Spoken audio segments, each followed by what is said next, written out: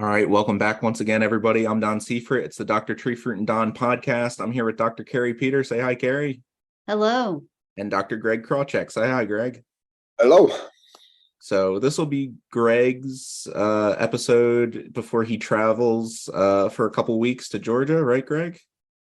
Yes, as part of the grant that we have with the USDA Foreign Agricultural Service, I hosted a visitor in my program from Republic of Georgia for 3 months, and some of you met him during the spring meetings. And now I need to go to Georgia for 14 days. I cut it actually to 12, which I'm very proud of myself. But yes, I have to go for 2 weeks to Georgia and basically go over with what his changes are that he's trying to implement and suggestions and stuff like this. So it will be busy 2 weeks, but I've been in Georgia before and I'm looking forward to this trip. So yeah, we talked about it just a little teeny tiny bit before we got on the air here. And well, hope you have a fun time. And even though you're working, and hopefully it'll be a nice trip for you.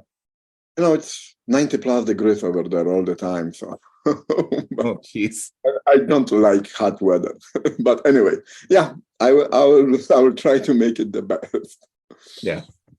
So let's get into our updates. Kari, you have not really a disease update, but more of a clarification. Is that right? Yeah, well, it's like I have a little bit of disease and more clarification. So since the last, or I should say in the last couple weeks, between emails and then talking to people, I realize I throw out terminology that may not come intuitively make sense to folks. So for instance, the term wedding, and that's spelled WETTING, as in like put water on to make wet, not holy matrimony, not wedding, which someone said, they're like, why is she talking about a wedding? No. Wetting, as far as, a rain event. So that's that first clarification. The second clarification came in the form of an email. So shout out to Stephen, who emailed me last week about this. And so he had a really excellent question, which gave me pause and realized that I should clarify this a little more clearly for folks. So his comment was, he said, your comment or clarification on one piece of advice would be beneficial to me, and I expect many of your listeners. You emphasize that bitter rot applications need to be made before a rain event. He says, I could argue that everything is applied before or after a rain event. For example, if I apply Captan on a Tuesday and it rains on Thursday evening, does that qualify as before a rain event? Or does the application need to be made on a Thursday morning to qualify? Perhaps the advice is that an application needs to be made X hours before the event. And so this was my response to Stephen. So as I said to him, your Captan was applied prior to the rain event. I said, so the fungicide, so for further clarification, the fungicide needs to be on the fruit prior to that fruit getting wet by rain. And whenever that rain occurs, whether it's 1, 2, 3 days before or 1 hour before rain, and it doesn't matter. You just need to be mindful of how old that fungicide application is when that rain event occurs. And for instance, an application of Captan applied a few days before the wedding, the rain event, is more effective than the Captan residue that had been on the fruit for more than 2 weeks. And this is because, when the fungicide is exposed to the elements, rain, wind, humidity, it can break UV, it can break down. And so once the fruit is wet and it's been wet for at least 12 hours, and that's through research working with the Krawczyk fungus that causes bitter rot, you have a spore that lands on said wet fruit, which can be very highly likely because it seems the spores are out there everywhere. You want to make sure that spore sees something, i.e. that fungicide, that will interfere with that spore taking root in the fruit or causing the infection, the spore being able to penetrate into the fruit to cause the infection. And so to clarify the before the rain event. Now, Captan, so let's talk about as far as the rain itself, how durable is a fungicide spray after it rains. Well, Captan is pretty sticky by itself. The residue can stand the fruit pretty good. However, the rule of thumb in general, it seems that most fungicides can be washed off with 2 inches of rain. However, some fungicides, I mean, that's sort of the general rule. Not all fungicides are created equal. Some after 2 inches of rain, there may be still some significant residue there to be able to fight off an infection. Some cases it may be washed off. This is research that needs to be done. It's been done a little bit, but this is definitely an area of research that's necessary. But there has been some research as far as Captan on grape leaves, and it was shown that even after simulated 2 inches of rain, the Captan residue, there was enough Captan residue after 2 inches that it was still effective at controlling the disease. So for folks out there, if you get a deluge and 2 inches of rain falls and you just put on a Captan spray, you are still probably in good shape. There's no need to panic, but you do want to get out there, before the next major rain event. And the rain events have been sort of hit or miss over the state, over the region, the last few weeks. And so what I always recommend to folks in general for this time of year are 3 items. Number 1, be mindful of how much rain falls, especially between your sprays. Number 2, be mindful of how old the fungicide residue is when it ultimately rains. The fresher the fungicide residue, the better off, the more effective, the more punch you will get from that fungicide being able to stop that fungal spore in its tracks. And the third thing is, don't stretch your spray intervals beyond 14 days. Even if it's really dry and say you maybe got 0.2 of an inch of rain in between 14 days. Remember, fungicide residues can break down by UV. And so the fruit is also growing too. So these are just some things you want to be thinking about. And then the other thing that I want to stress before it rains is that if you apply a fungicide after the fruit has been wet for at least 12 hours and there was no fungicides on the fruit or the fungicide residue is old, you've already given that bitter rot spore the upper hand in causing the infection.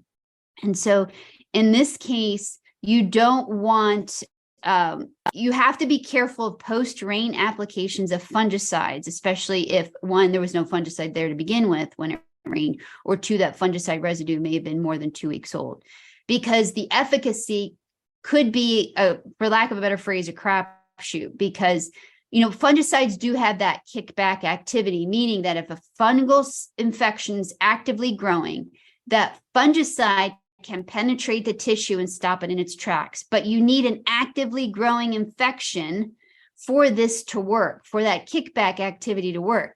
With bitter rot, you may not have that because, as I emphasized pretty much in every single episode we've talked about bitter rot has that quiescent phase where after it causes that initial infection, it goes dormant. It's not growing, it's not doing anything. And at that point, fungicides are really ineffective. So you need to get it when it's actively growing. So this is why I caution people of relying on fungicides after that rain event. And I know people have gotten caught. They've learned the hard way that is not as effective as having the fungicide on ahead of time. So I just wanted for folks to be mindful of that. So Dawn, did I cover all the points of Stephen's comments? I think so. Okay. So yeah, it was very interesting to hear this morning, because I think we may have defined wetting event in a very, very early episode, or maybe leaf wetness hours it was. Right, leaf wet, and you may hear me say leaf wetness hours, and leaf wetness hours is just the time that basically the leaves are wet, from the first moment to the time they dry. That is the degree of leaf wetness hours. And we have weather stations that have a leaf wetness sensor. So it mimics a leaf. So it can actually track that leaf wetness time, which is really helpful. So I'm glad, Stephen, thank you for your comment, because this was was a really good point to make. And I'm glad I had the opportunity to be able to clarify that for folks. So hopefully that cleared up so many questions or confusions. So I just want to mention about 2 disease management issues right now. Number 1, cherry leaf spot. It is out there. I walked through my tart cherry orchard, and we're post harvest right now by a week or 2. And it popped up, like it wasn't there, and then now it's there. And so it seemed that it was just kind of hanging out until we had good rain events to sort of that wetness to get that infection going. But as a reminder that even though your sour cherries are off the trees, you still want to apply at least 2 post-harvest fungicide applications to your sour cherry trees to limit that defoliation of your tart cherry trees, because the cherry leaf spot, the fungal disease, can cause really bad defoliation. As I tell people, I don't want to see naked tart cherry trees in August, because that can stress out the trees going into the winter, and it's never a good thing. You want to keep the leaves on as long as possible. And then the other stone fruit disease that I want to just briefly mention is brown rot. So it's been dry. So as far as brown rot pressure, depending on where you're at in the state, in Adams County, it's kind of hit or miss right now. I mean, we had a couple inches of rain in June. They all came at the end, and it's been kind of wet off and on since the start of July. But it's not terribly wet. We seem to have enough dry days in between, and it doesn't, rain showers are popping up or thunderstorms are popping up. So depending on where you're at, you have a couple choices with your pre-harvest brown rot management program as far as timing goes. And I know peaches are already being harvested. If it's been dry in your area, you can get away with just 2 pre-harvest sprays at like 14 days and 7 days pre-harvest of your peaches. And you want to use, you don't need to use Captan. You can just use, or if you don't, because there's residue with Captan, so you may not want the unsightly look. You can just use your regular single mode of action like Maravon, Fontellus, Aprovia, Lunaflex, Indar, et cetera, et cetera, et cetera. You have lots of options. You can use that straight because there should be enough Captan residue on that fruit to be able to, kind of limit any potential fungicide resistance management issues. And I've asked this question to Dr. Norm LaLancet, who's really kind of ironed out and really fine-tuned the brown rot, pre-harvest brown rot management regimes. He's at Rutgers. And so he says, yeah, you don't really need to tank mix Captan that late in the game. You can just use the chemicals straight. So 14 and 7 days. One thing, and then if it gets to be really rainy, because it has happened, I remember I always come back to 2018. It was dry in June, it was dry the first half of July. And the second half of July, we got 11 inches of rain. Then we got like 20 inches of rain, and then 30. And then next thing you know, we're 80 inches of rain for the year. So anything can happen at the end of the month. So say if it gets more rainy more frequently, then you'd probably want to switch to a 3 spray pre-harvest interval, which is like 18 to 21 days, like about 7 to 9 days, and then 1 to 3 days, roughly in that time frame, depending on how much rain falls. So you may want to punch it a little bit higher with the single modes of actions, rotate by frat group codes, just to make out of principle. So you have a couple, 2 options there as far as your fungicide spray. But this year, the way it looks, you could probably, I think I'm going to be switching to just a 2 spray pre-harvest, just because how dry it's been. And then just make sure that you're applying enough water to get good coverage.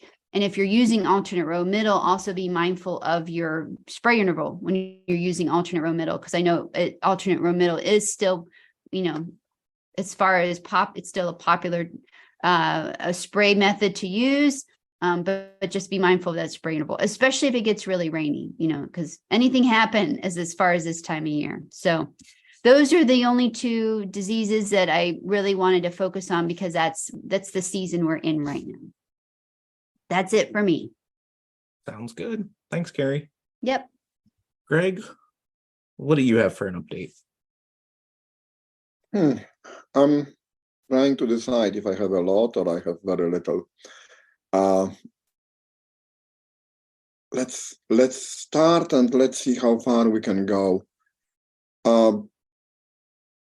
One thing about July is that 10 years ago, I always thought that July is a time to figure out what is working, what is not working, and get ready for August and September.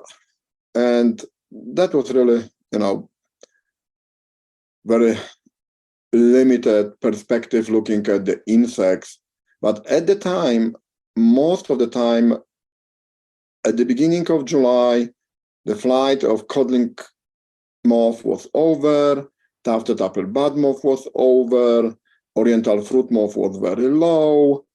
So it was kind of, okay, well, don't worry about insects. I mean, Japanese beetle were a problem, which right now I really expected this year to see a lot of more Japanese beetle, but so far I did not find a single location where really had a heavy Japanese beetle pressure, which is surprising taking into account that we got the rain at the time when they were coming from the ground. So, and if they are not out by now, I don't think there really would be too many left to come later on. So maybe that's one of the pests that we don't have to worry about. Going back to this codling moth, I know that we had some issues, serious issues with how to control codling moth in the last few years. And in some orchards, it turned out that the reason for them was actually insecticide resistance. In others, well, it might be the wrong timing or wrong rate and stuff like this. I don't know how everything worked for the people, for any one of us in this first half of the season, but right now is a perfect time to kind of assess, evaluate if what we did actually worked, and if it doesn't, just get ready for what needs to be done later on in the season. Codling moth usually, flight of codling moth usually should last about 6 weeks. Taking this into account, it should be over by mid-June. Well, lately, we see the flight that is lasting 8 to 10 weeks, which is unheard of. But it also means that right now, you might have early codling moth from the second generation starting, but majority of the codling moth most likely will show up late July through entire August, going into September. Codling moth will fly, will mate, and females will lay eggs at least until mid-September. And this is something important to remember when you try to decide what kind of spray schedule you're gonna do. If you had traps in the orchards, whatever numbers you have seen during the May and June, that really wasn't a reflection of what you're doing what you were doing at the time, but it was the reflection of what you did last year during the second generation flight. So, even if the numbers were very high, but you did a very good management program, the real evaluation of it, you will see looking at the numbers in the traps that you start seeing from now or maybe a week or 2 weeks from now. I'm using this now, week or 2 weeks from now, because that's how it is. In different orchards, those populations are active at different time, even in closely located. Why? Well, sometimes those insecticide applications are taking out part of the population, and those larvae will never develop, but they miss the other part, and that part will come later because they still need those hours, the grid days, heat units to actually develop. So the point I'm trying to make right now is, if you monitor during the first generation, this is the time to change the lures, change the liners in the traps, and start looking what you see during the second generation. If you will not see them in the traps, Well, you can pat yourself in the back because you did a great job during the first generation, and maybe you don't have to be very aggressive during the second generation flight. Second or third, because actually we're getting a third generation sometime after mid-August. But the point is, replace the lures, so make sure that you have as good lures as possible, replace the liners, and start checking those traps every week, and then decide how intensive your program might be. There are orchards that probably will be okay with 1 or 2 sprays, and they might be orchards that might require 3, 4, hopefully not 5 application against codling moth. The number of application also varies very severely based on the product you're using. If you're using something like Delegate or Altacore or Exirel or Verdeprim, those products have very good effectiveness for at least 2 weeks after the application, and some of them can carry you even into 3 weeks. At the same time, if you go with the granulosis virus, the Sidex, Virosoft, Madex, or if you go with this new product that a lot of people seems to be, at least in Adams County, relying on the Sperlab with the BT in addition of BT, those will not last you for longer than 7-10 days. And, you know, you might decide about the intensity or frequency or the number of sprays for codling moth based what product you're using and what you see in the traps. Remember that when you're checking traps once a week, you actually see the cumulative number that you caught in the last 7 days. You don't really see if 80% of them flew in day 1 or every day had just, a 15% of the numbers. So the point I'm trying to make, when you see a lot, you have to be active, you have to be proactive, you have to basically maintain residue on the fruit. I would say that the next 2 weeks, if there will be any break in codling moth, I think the break is happening now in the next 2 weeks, because we are at the end of the first generation, and even if the second started, it will be low numbers. But when you go after July 20th, 25th, and going into August, if you have them in the trap, you really make sure that you have a continuous residue on the fruit. I know it doesn't sound very good, but that's probably the only option we have, especially if you had a problem in the past, or if your trap data, trap numbers are high. I mean, those traps, they won't do the job for you, but they can make your job much easier. Because, we can go and spray, as we used to, the cover sprays every 2 weeks and stuff like this, and 50% of the orchard it will work and 50% it won't, because that's probably, how it's gonna be. But, so monitor the traps, change the lures, and then decide what you're gonna do about CM and OFM in the next 6-8 weeks.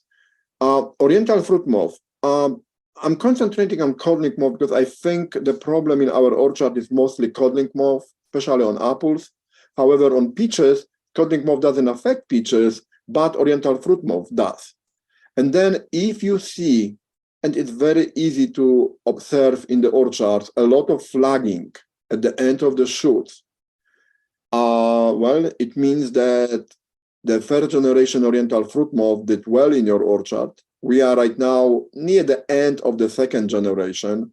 The third generation will be coming. You're going into the harvest of peaches. They lost fruit right now because there is not a lot of growth left on the trees. And also think about monitoring and controlling, if needed, oriental fruit moth on peaches. Another pest that I'm thing we have to remember at this point is brown marmorated stinkbug. Again, we're not there when brown marmorated become a huge issue for us, because if you did something that is what a broad spectrum application, anytime after end of May, anytime during the June, the chance is you killed all the nymphs of brown marmorated stinkbug that were in the orchard. Adults are flying, and they can be in the orchard, but they have no business to go to the orchard. They might be on the trees around, in the woods, and so on. This whole situation is changing drastically when we go into the summer, we have dry weather, and orchard suddenly becoming, the best food source for brown marmorated stinkbug adults, that when they're flying, they find it. Brown marmorated stinkbug will be flying and coming to the orchard basically from end of July until mid-October. They will be laying eggs until end of August. We have not found egg masses of brown marmorated going into September. But if it happens that brown marmorated adult female will come to your orchard in August, basically, fly from the other sources, woods around and stuff like this, they will come, they will lay eggs, the eggs will hatch, and the nymphs will be injuring fruit from August until basically October, when they will become adults, and those are the ones that you will see later on in your houses. So what I'm trying to tell you is that, again, put the traps out. The lures for the brown marmorated stinkbugs are working for 12 weeks. If you put them out in the next few weeks, they will be good in attracting stinkbugs until October.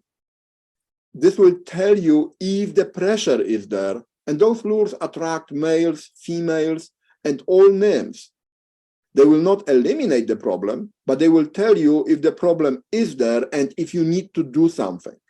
I know it's harvest, you don't want to worry about it, and I understand it, but it's much easier to just swing by once a week by the trap and check if the stinkbugs are there than trying to find them visually in the orchard and then wake up in October that those fruit don't look good, or even worse, they look good when you harvest them in September, but then you put them in the storage and there are plenty of injuries on the fruit. It happened before, but traps are there so you can actually use them to warn you, and then you can respond or don't respond if they are not there. This is very simple. And another thing is, brown marmorated stinkbug does not have a history of infestation. What it means, the fact that infestation was very heavy one year does not mean that the infestation will be very heavy the following year. The reason for this, they are not overwintering and they are not staying in the orchard. They're flying around. They may come, they might not come. So it's a completely different set. With codling moth, if they are in the orchard, you know that you have a pressure concentrating in that orchard. Unfortunately, with the brown marmorated, it is much more random, unexpected, very difficult to predict. I mean, you can predict that your pressure in the blocks close to the woods will be higher than in the middle of your orchard, but you cannot predict if there will be any pressure in your orchard at all. So the traps really are the tool here. They are easy to operate. You just take the lure, put this probably sticky floor, because I mean, this is the easiest one right now. You go to the Great Lakes IPM, you buy the sticky boards, you buy the lures, you put them on the 8 feet tall stick on the somewhere. Don't put them under the trees, put them somewhere on the in the area where you think that they're coming from, somewhere closer to the woods, not in the woods, but somewhere between the orchards and the woods. And this is the best way to don't be caught by surprise in the winter. So that's really conlink mauve, BMSB. The other stuff is kind of, I mean, I have not seen any orchard that has a problem with European red mites yet, which is surprising. We are in July. We had a dry weather, but either we're doing such a great job or maybe we are able to maintain some good biological control going on. There are plenty of acaricide if you need to use. I would say that if you need to use acaricide, it will be the next 2-3 weeks, then they have to be applied. After this, it's not worth it. Woolly apple aphids, similar situation. I have a conversation this week with a young fruit grower here from Adams County, and I was really very impressed when I heard, well, yeah, we have some woolies, but maybe right now we should let's just see if the biological control cannot take care of them, and then decide if we're gonna spray. I love it. This is the IPM. This is how it's supposed to be. And assuming that everything is good, the biological control, the predators, the parasitoids, for the woolly apple aphid that are out there, they should take care of it. And we should not have a problem that require chemical intervention. Remember that woolly apple aphids, when they infest once, you will see this infestation until the end of the season, but does not mean that they are live aphids under this white webbing. You really have to check. And what you might find out is that all the woolies, all the aphids there, are actually look like a tiny black balls, spheres. And that means they were actually parasitized, and they are no spreading the woolies anymore.